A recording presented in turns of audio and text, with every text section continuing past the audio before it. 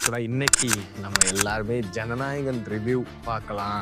இது உண்மையிலே கேசரியா இல்லை வேற எதுவுமா, ரீமேக்கா, எந்த அளவுக்கு ரீமேக்கு, கடைசி படம் என்னென்ன ட்ரிபியூட்னு நினச்சிக்கிட்டு இருக்கப்போ, ஏற்கனவே தணிக்கை குழு சான்றிதழ் கொடுத்த ஒரு படத்திற்கு இல்லை நான் மறுபடியும் மறுபரிசீலனை செய்யணும்னு சொல்லி படத்தை பர்பஸ்ஃபுல்லாக நிப்பாட்டி வச்சிருக்கிறது அப்பட்டமாக தெரியும் பட்சத்தில், ஓகே, எல்லாத்துக்கும் ஒரு ரூல்ஸ் இருக்குது, ஓகே சரி வரலையா எல்லாமே பண்ணலாங்கிறது மாதிரி நம்ம நம்பினாலும், முன்னால் எம்ஜிஆர் அவர்களோட கடைசி படம் அப்படின்னு சொல்கிறப்போ அதுக்கு சேர்ந்து சில பிரச்சனைகள் வந்தப்போ அப்போ உள்ள சக நடிகர்கள், பெரிய பெரிய நடிகர்கள் எம்ஜிஆருக்கு சப்போர்ட் பண்ணாங்க.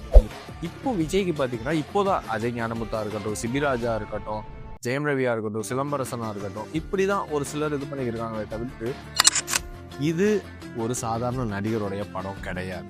இது எங்களில் ஒருத்தர் படமாக நடித்து எங்களில் ஒருத்தர் அவர் ரிலீஸ் பண்ண முடியாமல் தவிச்சா என்ன பண்ண முடியுமோ அந்த சப்போர்ட் நாங்கள் பண்ணுவோம். We stand with you Vijay Anna.